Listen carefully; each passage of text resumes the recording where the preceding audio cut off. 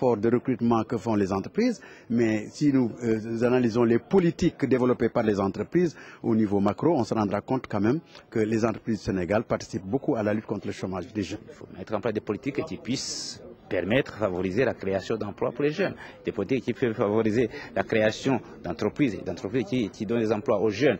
Le ministère de la fonction publique et de l'emploi annonce la création de 650 000 emplois d'ici à 2015. Alors que le nombre de demandeurs d'emploi d'ici à cette date est estimé à plus de 8 300 000, selon les chiffres du même ministère. À Soumbène, l'éternel problème du chômage, un problème récurrent, revient encore sur le devant de la scène ici dans notre pays.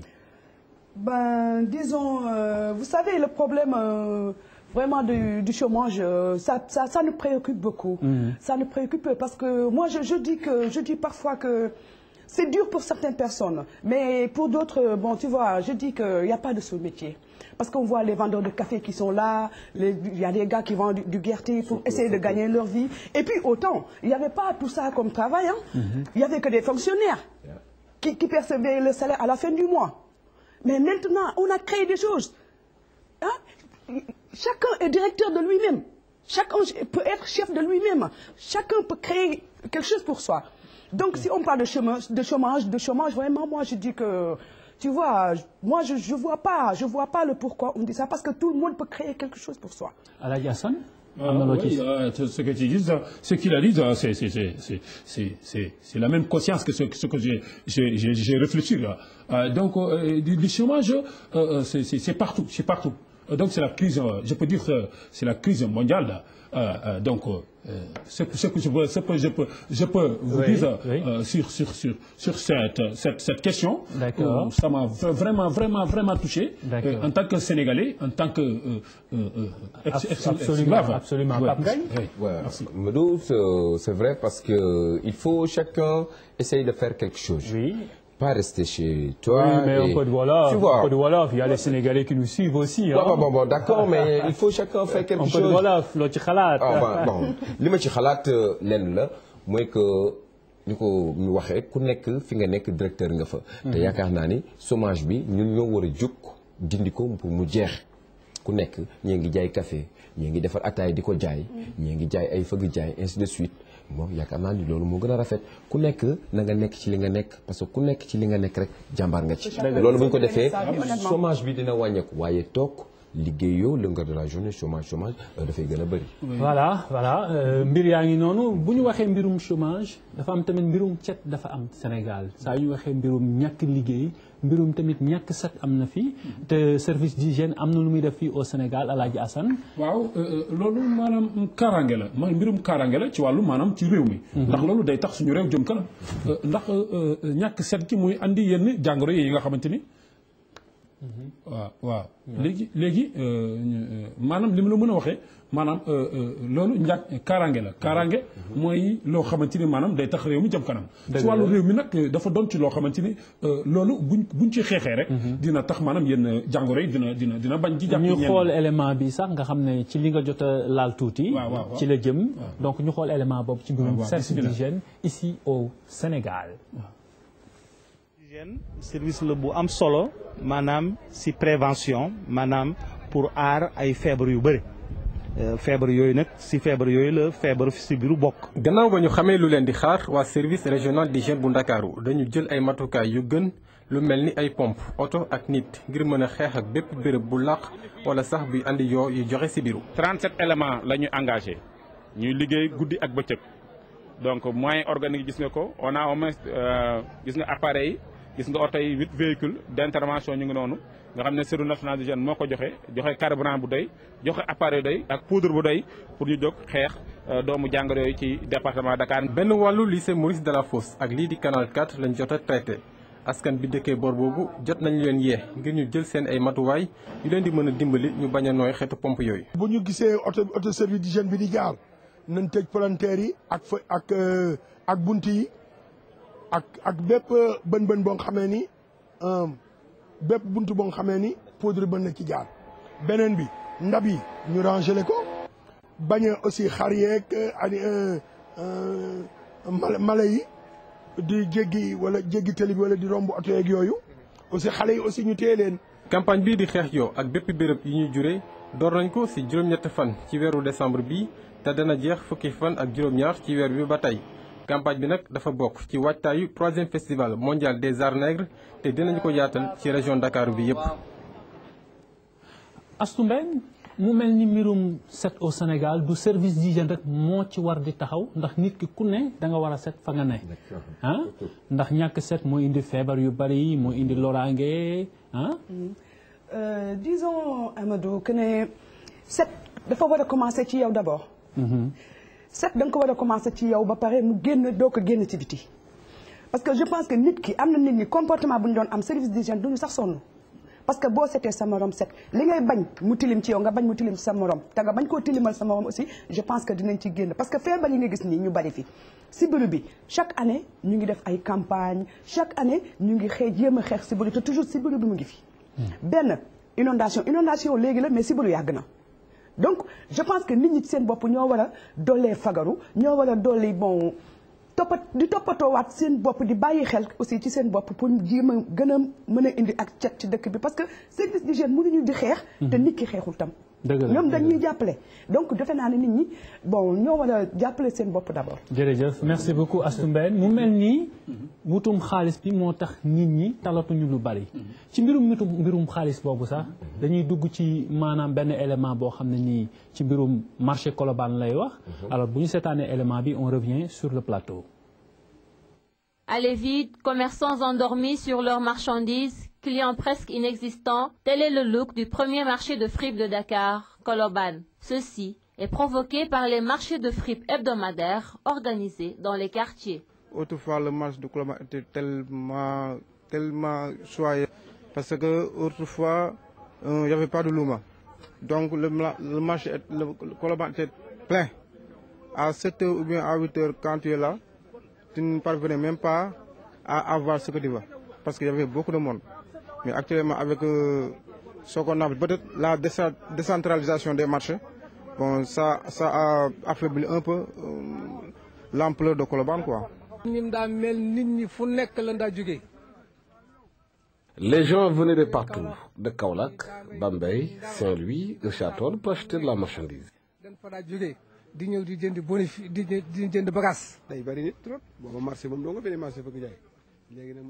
Il y avait beaucoup de monde ici, car c'était le seul marché de friperie. Mais aujourd'hui, avec ces marchés, les gens préfèrent rester chez eux.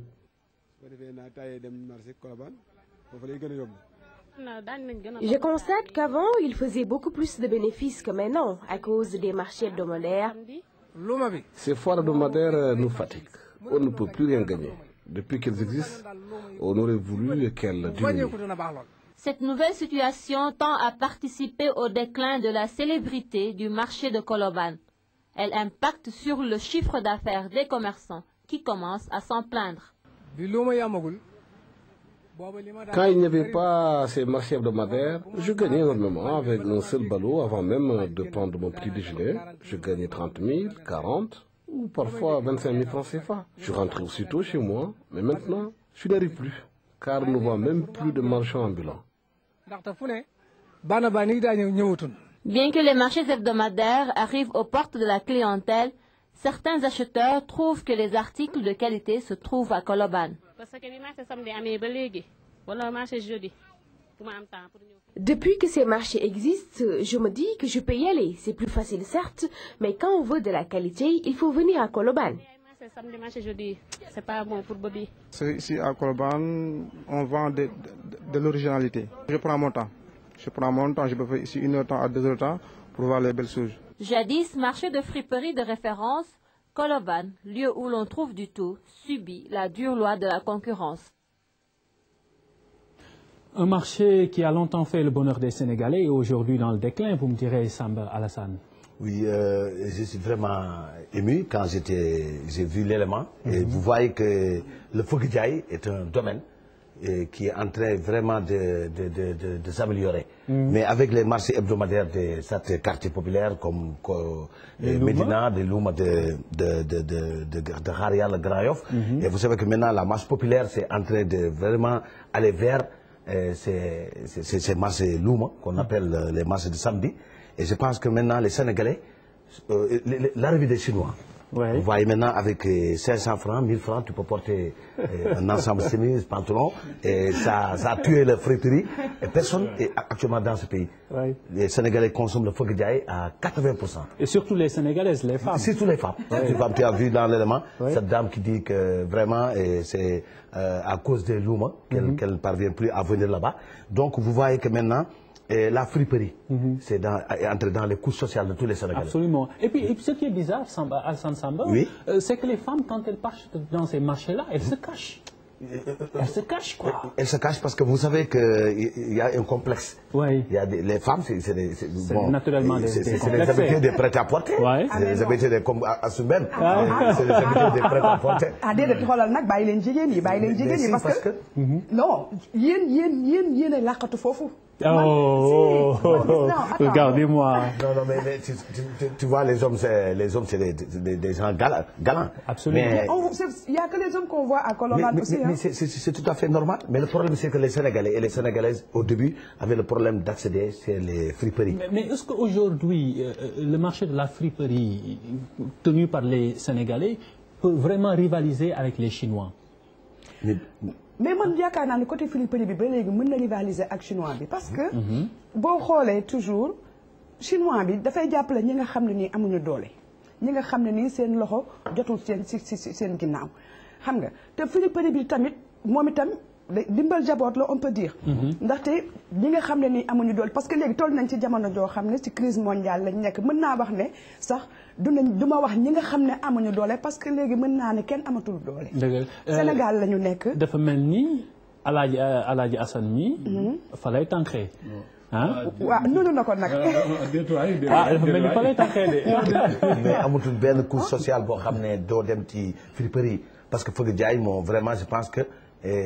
reportage bi wane na que coût social yëpp da nga ko fekk intellectuel bureaucrate mais Alaaji Assane comme Alassane Samba franchement foofu doo ko gis ministre yi mais les ministres envoient leur garde-corps non Alassane Samba xam na li may wax ndax yow sax daana ko ji attendez dafa xoolal am na ci ñoo xam ne sax dañuy dem foofu jënd seen ay costume ñëw yóbbu ko pressing non dama gis ñu ko def gis naa ay góor yoo xam ne fii ay personnalité yoo xam ne dañuy làqatu dañuy dem dañ leen di jëndal fëgg jaay yóbbu ko pressing defar ko ba mu baax def ko ci sachet ba pare ñëw jaay leen ko dafa mel ni sa bopp ngay waxal rek non góor ñi ay góor laa wax léegi mu mel ni man jàngat bi ma ci am dafa mel ni tey bu ñu xoolee ne fëgg jaay bi at yi lu mu gën a jàll rek njëkk yi gën a wàcc waaye dafa mel ni dund bi tam lu at yi gën a dem rek mu gën di yéeg ceeb diwlin meew suukar lépp yéeg on va regarder cet élément et puis on revient sur le plateau.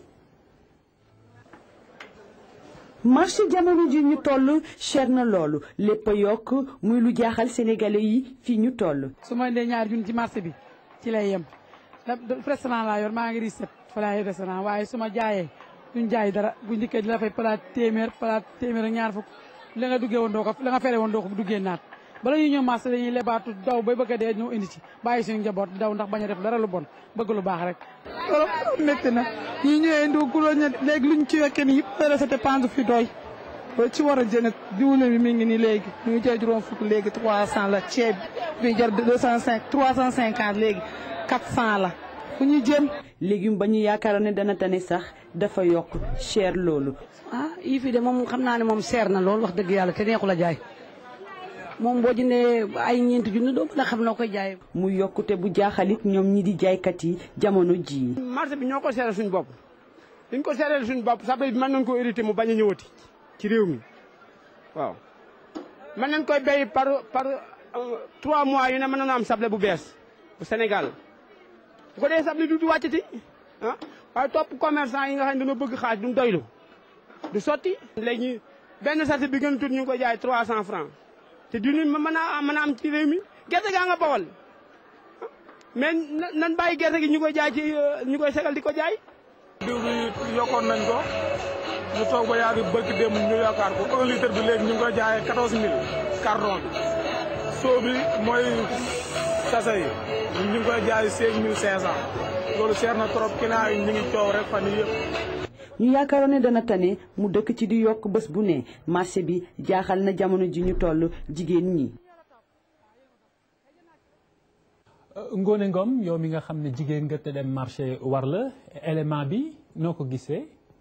waaw élément bi ni ma ko gisee mooy que ne jamono ji ci boppam moo metti léegi jamono ji ñu toll nii nit ñi lekkatuñu naanatuñu gis ngeen reportage bi ñu demee sur le terrain dund gi cher na cher goo xam ne kenn comprendre tul bonbonnu gaz ñu ne la léegi si kilo bi yaa ngi koy amee ak 4000 francs jëndagoo ceeb jëndagoo diwlin.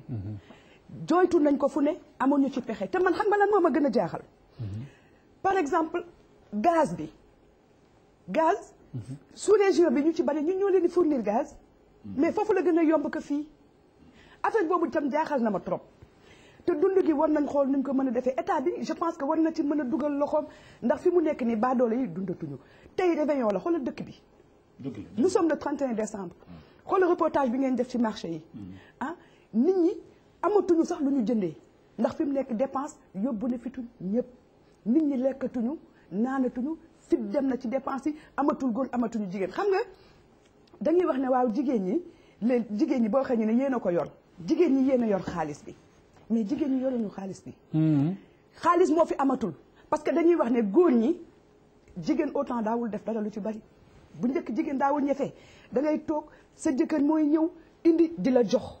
mais léegi sa jëkkër bu amatul lum la jox foog nga jóg liggéey uti loo am jàppale ko dëgg la moom xam naa ni xaalis dafa fëytee bor waaye am na ñu ko yor ku mel ni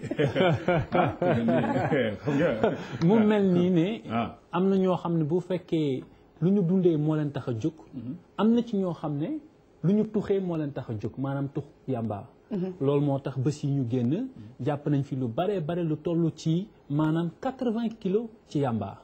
Donc on regarde l'élément ñu xool élément bi ñëw sur le plateau ak sunu xarit Alaaji Assane. dañoo jot benn information bu ñu wax ne am na donc yamba bu gars yi wàccee ci Ngaparou boo xam ne bi dañ ko war a livrer ci Thiès bi ñu jotee information boobu donc ma jël sama élément yi je suis parti sur les lieux donc def benn système de guet donc ñu toog foofu di xaar gars yi. biñ leen xaaree ba vers minuit et quelque la benn oto 405 bu yegsi ak à bord avec ñaari nit bon biñ jege si chauffeur bi nag bon daw na ne mu ngi démarrer en trompe mais ñoo ko gënoon gaaw ñu jaaw téye caabi bi retiré caabi bi ci oto bi bon ki trafiquant bi daw bon sama yeneen gars yi dàqi ko ñu jàpp ko biñ ubbee oto bi nag bon fekk nañ ci quantité yamba bu bari fekk nañ ci juróom-ñett fukki kilo yamba bon biñ leen jàppee andi leen bon waa ji mu ngi yoroon 1 million de francs ci xaalis biñ ñëwee ci kii bi di enquête ak ñoom amoon na ndekete beneen yamba boo xam ne desoon na au niveau de Ngaparou fii lañ jógee dem Ngaparou fekkaat nañ foofu noonu yeneen 4 fukki kilo ak juróom ci yamba.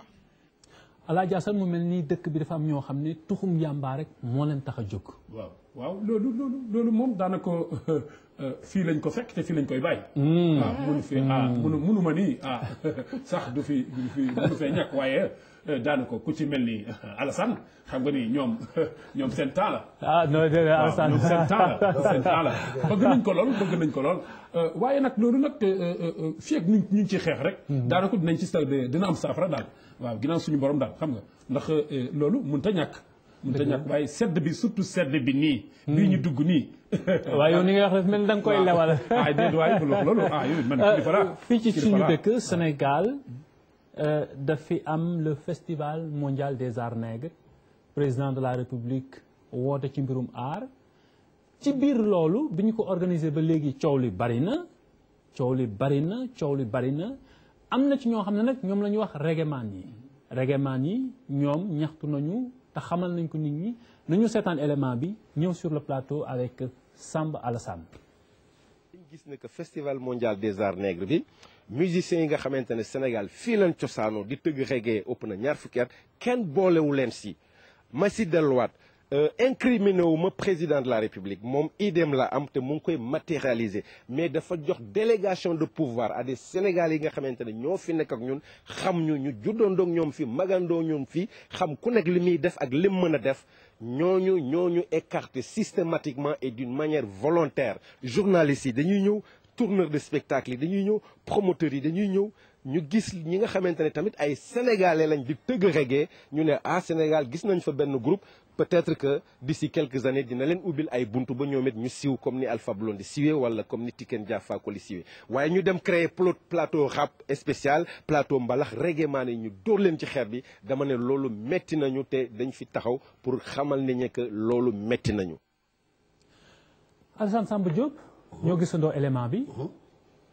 Et je pense que règlement yi ils ont raison sur ci gars yi parce que c'est pas normal aussi que li indi lii sax mais tu vois que ne tout récemment ci biir festival bi am na benn règlement bu ñëw ne indaale yàmbaam bu ko tox gars yi na ko non doo ko tox mu ne non il faut ñu légaliser li nga xam ne mooy marijuana donc ça veut dire que aussi impact la donc les règlements ont raison aussi de notre côté parce que bu ñu ne festival des arts nègres et d'après Bob Marley li mu défendre Afrique Union africaine li mu ci way c'est très normal aussi mu am sax lu mu dee 10 wala 15 représentants yoo xam ne ñoo kii mais aussi tamit il faut ñu souligner ne que règlement yi des fois da ci am ñoo xam ne concept bi ñuy gis mooy dañu yaakaar ne reggae ak yamba ñoo ànd mais tu vois que un règlement qui quitte dëkkam ñëw fii ne dañu légaliser li moo xam ne mooy yamba ça c'est pas notre culture c'est pas notre culture et drogue de culture benn dëkk je pense aussi que bu ñu meree aussi c'est très normal que ñu manifester ko mais je pense que c'est très rare de voir un règlement en Delfondane ou bien un règlement waaw loolu xam nga ñoom seen aada la ñoom dañuy jàpp ni sax ñoom daanaka mun naa ni tudd ma la te yàquma seen i der dafa mel ni ñoom ay Baay Faal lañu waaw kon nag règlement buñ ko gisee rek war nañu xam ni kii règlement la moo tax wàll yamba bi pour mu jóge fi dina xaw a jafe tuuti ndax wàllu règlement yooyu nga wax parce que yaa ko wax léegi. waaye nag alkaati yi ñu ngi ci takk taxaw ci te même di ko xeex. li gën daal mooy ñu bañ ko fekk ci yow. ñu bañ ko fekk ci yow. ñu ngi ci biir règlement yi li ko waral mooy festival mondial des arts nègres di événement bu mag waaye dafa am it beneen événement bu mag boo xam ne le 2 lay am diggante Yékini ak Bombardier kii daan xam naa ko nañu noppi ginnaaw loolu nag bu ñu fàtte ne 31 décembre tey la waaye combat bi gannaaw suba la direct fii ci TFM waaw ñu xool élément boobu ba pare li am njëriñ mooy le 2 ba bi génn seen diggante lii boo ko wax si anglais lef ngay wax bi right mais ñoom buñ koy wax ci box jaab la ñuy wax dañuy faral di wax jaab is the key maanaam loxo càmmoñ bi mooy caabi bi foog nga dem gëlëmal boromam pour mun a utiliser su droit foofu rek laa ko teg. li am ëllëg yàlla moo ko xam ay sunu combat fii lay jeexee ak lu fi jeexee man xam nga pour man nit ki da ngay wax ci dimension doomu aadama ay que sunu contrat fii lay yem àdduna day dox te nit buy wax dafa war a sàmm bu baax li muy wax man pour man bëri na ñaaroon bi mooy sunu 3e combat. xaw ma fii lay yem xaw ma du fi yem mais daal li ma bëgg man mooy yàlla may man ndam le 2 li des nag après à suivre lay doon. ñaari ponkal mënuñu taxaw ku ne di xool sa morom mënul nekk. amul benn mbër boo xam ne di nga koy yee xaaja guddi tey mu defe ne day bëri ci daanu buy bëri danaan damay daan ba lu yàlla di dogal man nag du ma tëkk ko benn doomu aadama parce que man doomu aadama la. li am suba yàlla moo ko xam. du dëgg dinaa def li ma war dinaa entraîner ni mu ware. dinaa ñaan lu ni mu ware li des nag ma bàyyi ko si loxo yàlla ñaan yàlla may man ndam. bëre dóor biñ koy wax boobu judduwuma ci laa taxaw ba léegi. dafa am adversaire yoo xam lamb day di boole donc lamb boole woon nañu boolewaat nañu combat bi nag li ma jaral toog sax di ko wax day guddal wax. moom kay da ngeen mun a dóorante kenn daanu wala ngeen dóorante mujjee ci bëre. lépp lu làmb laaj rek combat bii laaj na ko lépp lu may nit ndam si àddina waaw combat bii jar na ko benn combat rek mooy am mooy man ak suma adversaire ñoo war a xeex ñoo war a bëre kenn daan bu jeex mais ñiy seetaan moom wax dëgg xuloo sax waru leen nañ supporter seen bër rek violence daal si biir sport vraiment man ànduma si aussi maa ngi lancé benn appel pour que fans club yi donc ñu gën a ànd ak discipline ñëw supporter seen mbër bañ a xuloo bañ a xeex. Alaaji Assane mu mel ni sa place du ci plateau télévision waaye ci arène ba la ndax ñoom tolloo nga ak ñoom wax dëgg yàlla. Mamadou yow war nga xam ni man gaynde la mënumaa dem rëbbi rek mukk te du ma am ab yëkk waaw kon nag loolu boo ko waxee waaw li ma xam ci bëre waaw li ma xam ci bëre man daaw naa seetaan ci ay jamono mooy arène duubalees waaw loolu yàgg na jamono loolu yàgg na ndax bu ma ko mënuma ko natt sax ci ay at waaye diirange bu yàgg li ma xam ci waa làmb moo di waaw dóorante bi mën naa ni sax ni jaru ko waaw mën naa ni daal bi ñu ñoom ñaar ñëpp ay naataango lañu kii daan na ko ñaari yoon wax ci yëpp ajoowu ko xam naa ni bis ba lay dàq. waaw Alaaji Assane da nga war a bàyyi télé bi nag dem ci làmb ji. xanaa boobaa man ak ndax millions yi fa la gën a gaawee. ndax boobaa man ak yow la ñuy boole. déet bàyyi ma fii rek ci caméra yi ma toog fii soxna si yow loo gis ci combat bi. Bombardier Yékini. waaw xam nga combat bi tam man ni ma ko gisee mooy ne ñoom ñaar ñëpp booy xool ay champion lañu ñoom ñaar ay champion lañu Yékini nekk na koo xam ne nii kenn dootu ko wane. waaw te Bombardier yi tamit il n'a plus rien à prouver. fii ci Sénégal ay mbër lañu ay champion lañu waaye nag ku ci nekk rek nañ la ñaanal rek daal xam nga. rek que le meilleur gagne waaw. Alassane Samba Diop tukulóor yi moom seen dëkk nu ñuy bëree. je pense que c'est entre voisinage et cousinage et les Halpulaar et les Séeréer. tu sais que Bombardier était Halpulaar et Yékini Séeréer la. donc man je suis que li olof wax ràcc sa kanamu dell. et je pense que su may faral Bombardier lay faral parce que c'est les Halpulaar qui font la lutte avec les Séeréer. et donc affaire gàmmu la diggante Séeréer ak tukulóor. et je pense que bu ñu ñaan ñun Halpulaar dañuy ñaan ñu gagné mais que sportivement ku daan daal baax na quoi. en tout cas ñu xam ne 300 kilos ñooy nekk stade. oui c'est 300 kilos entre Bombardier et Yékini. man li ma ci doon am pour bëgg ko sànni. man sax daanaka mun naa ne bokk naa ci askan boobu de affaire poule bi noonu. rappellement waaw. li ma ci doon bëgg sànni mooy. que ne pour fans yi ñoo tax may wax supporters yi. il faut ñuy delloosiwaat seen xel di xam ne làmb foo rek la. nañuy delloo si seen xel xam nga daan sa mbër ku ne xam na ne metti na waaye dañuy xam ne ci sport la loolu xaj nit il faut être toujours sportif xam nga bu ñu daanee sa mbër nga xam ne sa mbër la ñu daan tey suba mooy daan bëre la fola ak ree nañu delloo si waat xol yi delloo si waat xel yi te xam ne làmb rek la waaw loolu daal laa amoon lu ma ciy sànni.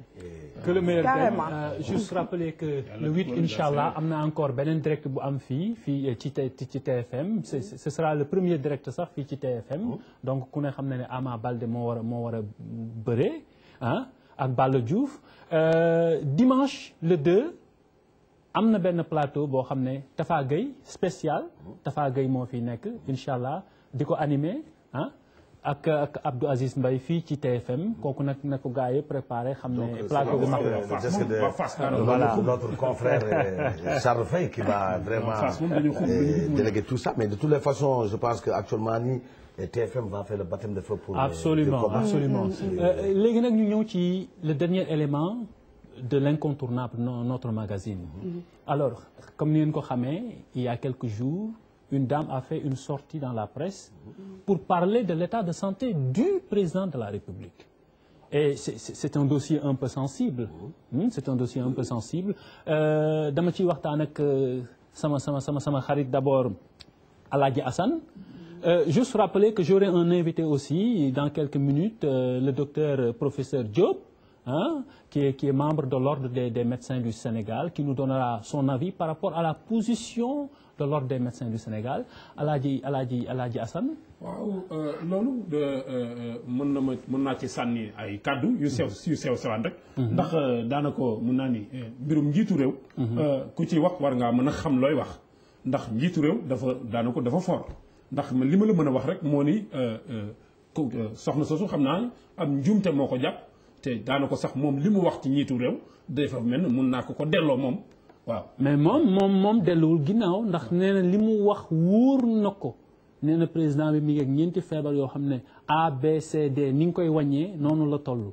nee na dellul ginnaaw donc nañu seetaan élément bi. et puis ensuite on revient sur le plateau pour en parler. J'ai demandé la comparution de Madame Viviane Wade, de Monsieur Karim Wade et de Sindiély Wade pour des raisons médicales.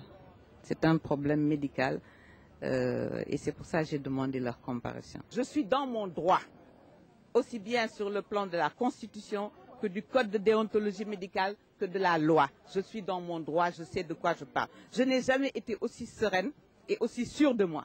Je suis sereine, je suis sûre de moi. On mettrait un couteau sur ma gorge que je ne changerai pas un mot de ce que j'ai dit.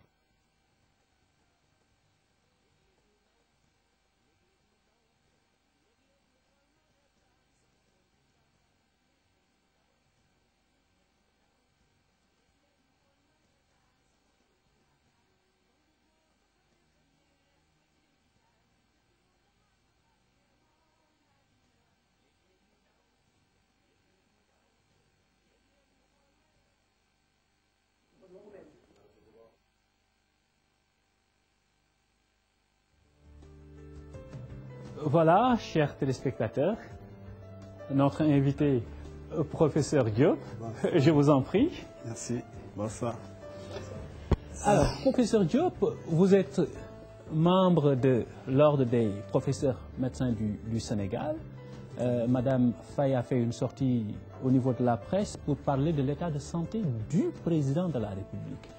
Est-ce qu'il est possible de juger de l'état de santé d'une personne à travers le petit écran ou sur une apparence physique? Sans l'avoir consulté préalablement, je veux dire.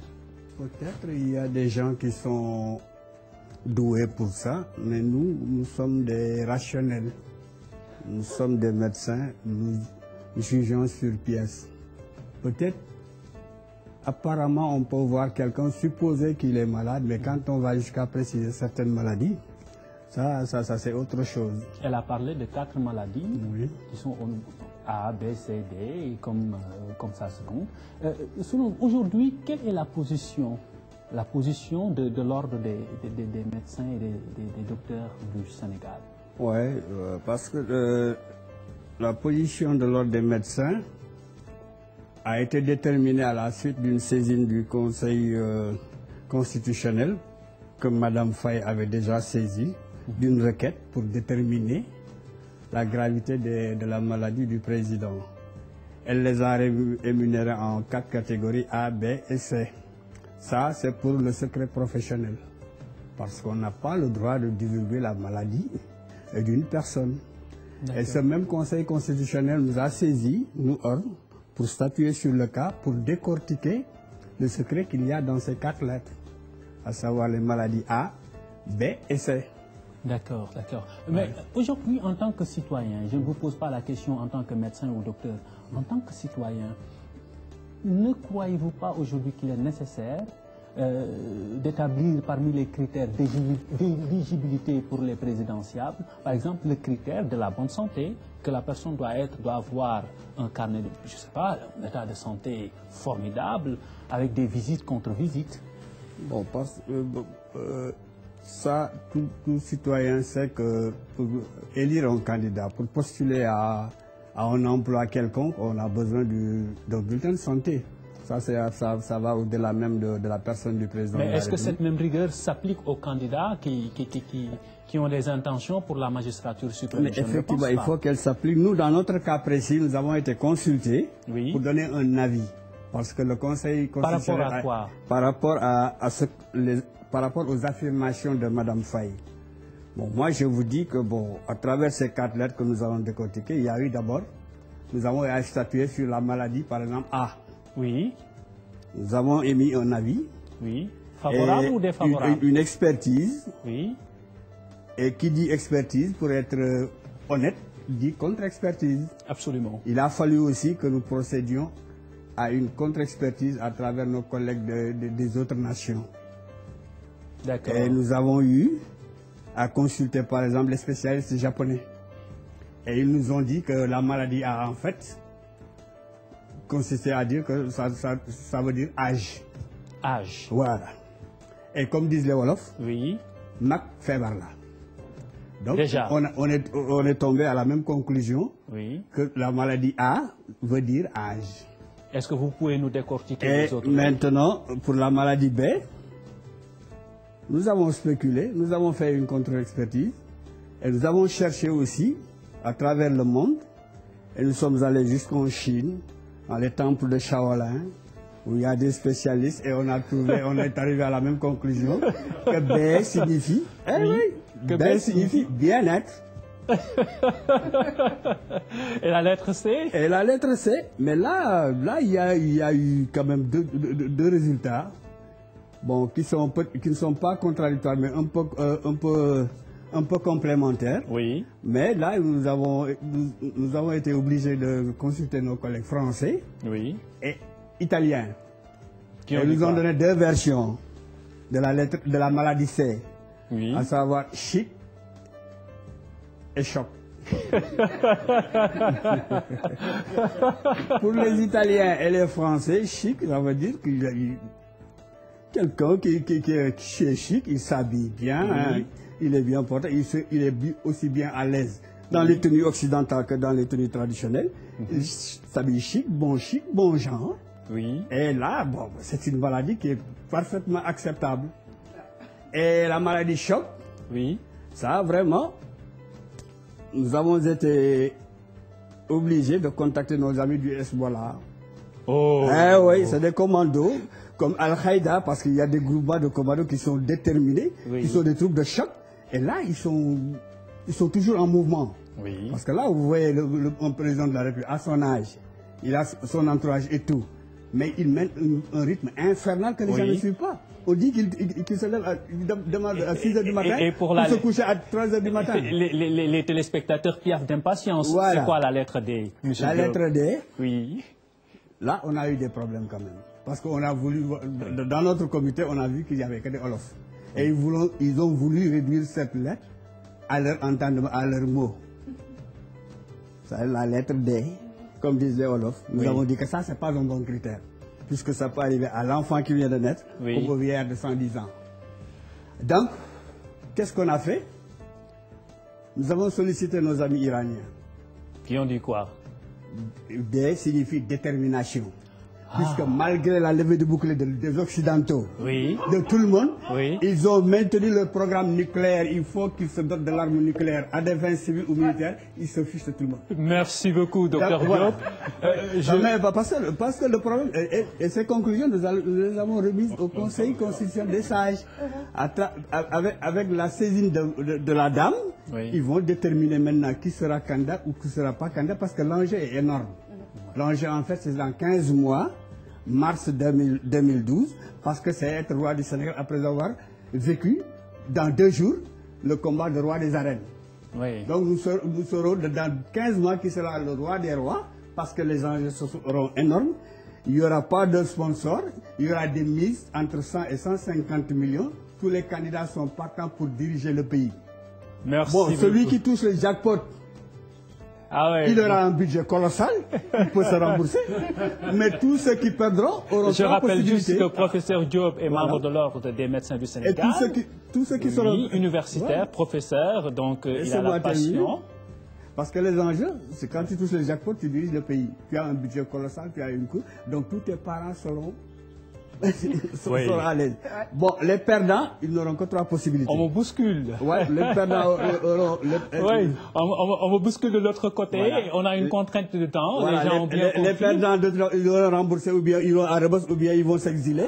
Donc, l'ambigolo là, merci beaucoup, on l'applaudit, Merci beaucoup, professeur Diop. Je rappelle juste à nos chers téléspectateurs que Diop, professeur Gorgui, est membre de l'Ordre des médecins du Sénégal. Je remercie tous mes amis qui sont là. Et puis, bonne et heureuse année à tous nos téléspectateurs qui nous suivent. Et je vous quitte avec l'image du jour.